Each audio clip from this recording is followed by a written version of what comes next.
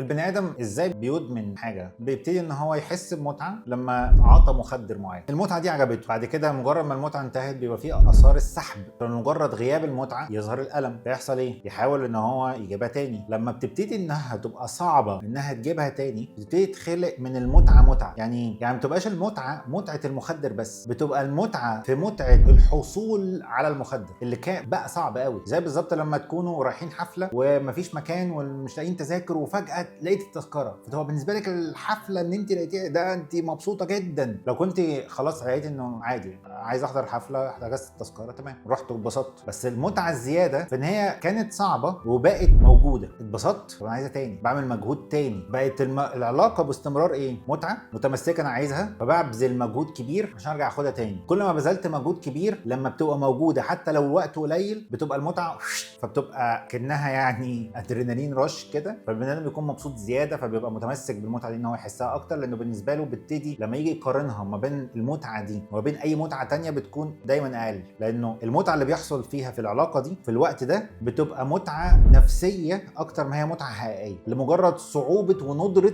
حدوثها.